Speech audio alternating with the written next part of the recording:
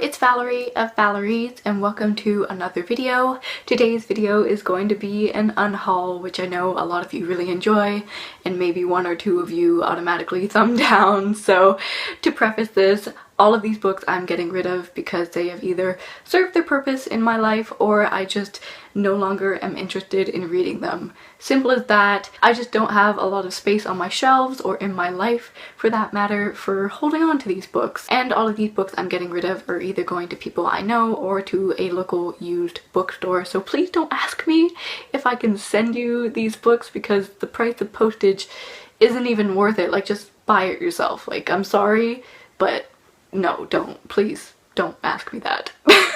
So first off, let's get into the books that I'm giving away to people who are in my life. So I'm giving my friend Erin, who you may know as the bibliotherapist. Check her out. I will link her wherever I can. I am giving her A Guide to Being Born by Ramona Ozabel, since she's really into short stories and I think she'll enjoy this. I'm also giving her my old copy of Lolita by Vladimir Nabokov because I got a nice new copy that doesn't have a problematic cover like this. And to my mum, I am giving The Slap by Christos Shokas. I read the first 30 or 50 pages of this and didn't really enjoy it, but my mom read it a few weeks ago and really liked it and keeps telling me to read it, but I feel like she just wants to reread it so she can have it. My mum is also taking Lady Audley's Secret by Mary Elizabeth Braddon, as well as Gilead by Marilyn Robinson, and The Dinner by Herman Koch, which I have read and enjoyed.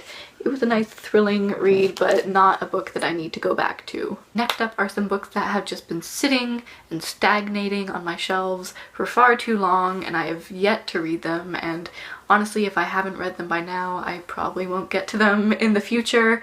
So I feel a bit guilty about these ones, but I really need to tackle my TBR and get it down because having a big TBR is stressing me out. So I have The Liars Club by Mary Carr, The Makioka Sisters by Junichiro Tanizaki, which I'm considering keeping, but I'll probably get rid of because it is chunky and seems quite dense. But I've never read a Japanese classic, so I don't know. I think I'll start with something smaller, and if I enjoy Japanese classics, I'll get to this one later in life. Then I have The Autograph Man by Zadie Smith, as well as On Beauty, which I got 90 pages into and found boring. Then we have Between the Acts by Virginia Woolf, which honestly I just bought because I saw it was Virginia Woolf and in a Penguin Modern Classic edition in a thrift store, and I just jumped on that. I also have A Room of One's Own by Virginia Woolf from the Penguin Great Ideas series, and I just thought this would be good, but now that I think about it, the sort of principle behind A Room of One's Own, just this line here, a woman must have money and a room of her own if she is to write.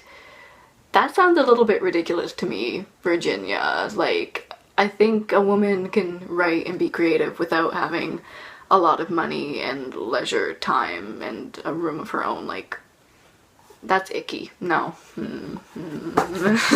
Then I have a copy of Trouble with Lichen by John Wyndham. I love John Wyndham, but this does not match all of my other John Wyndham books, and I bought it knowing that, but this is just too ugly to bear. I have Morris by E.M. Forster, Fifth Business by Robertson Davies, The Beautiful Cassandra by Jane Austen, which is a cute little black classic, but I just don't really think they are worth anything. Dubliners by James Joyce, which I've had on my shelves since 2013, and I just don't think it's the right time in my life to read Joyce. I just am not drawn to him at all. And finally, Dance Dance Dance by Haruki Murakami. This stands as the last book that I bought by Murakami when I still enjoyed him, so this is kind of sad to get rid of, but I skimmed through it a little bit and I think I'm making the right decision.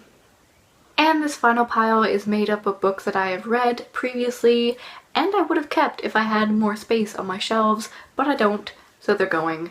Here they are. And most of these I'd say are 3-star, 3.5-star books, so I definitely would recommend them if you're interested in them, but for me they are not my favorites. Here we have Goodbye to Berlin by Christopher Isherwood, Room by Emma Donoghue, Breakfast at Tiffany's by Truman Capote, A Visit from the Goon Squad by Jennifer Egan, Boy Snow Bird by Helen Oyeyemi, which is so beautiful, but I don't need it. Same thing for A Tale for the Time Being by Ruth Ozeki. This is one of the most beautiful books I own, but it's a hardcover, which I don't normally collect, and I gave it a 3 stars. Maybe I'll pick up a paperback later in life, but for now, time to say goodbye. And here are some more beautiful books I hate to get rid of.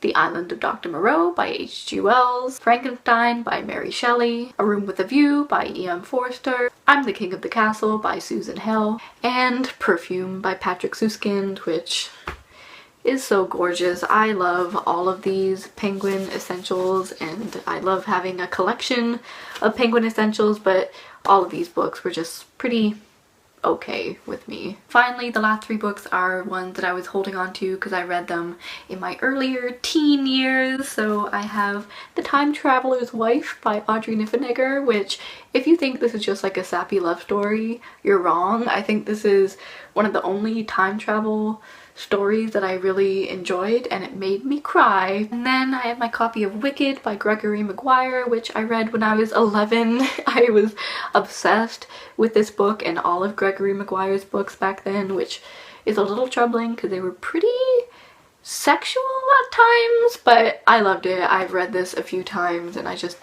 don't need it anymore. And finally, this is the end of an era. I'm getting rid of my last Chuck Palahniuk book. I had maybe half a dozen Chuck Palahniuk books. I've read, I think, 9 in total, and getting rid of Fight Club is the final nail in the coffin. That will be my last Chuck Palahniuk book that I owned, and now I'll have no more. So it's kind of sad.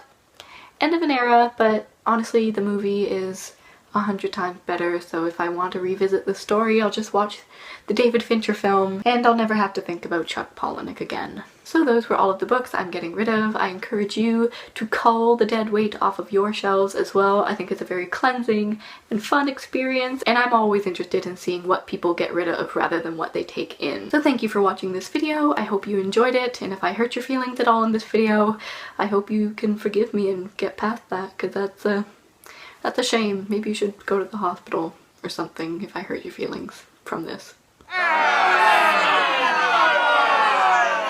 I'll see you in the next video. Happy reading. Okay, bye!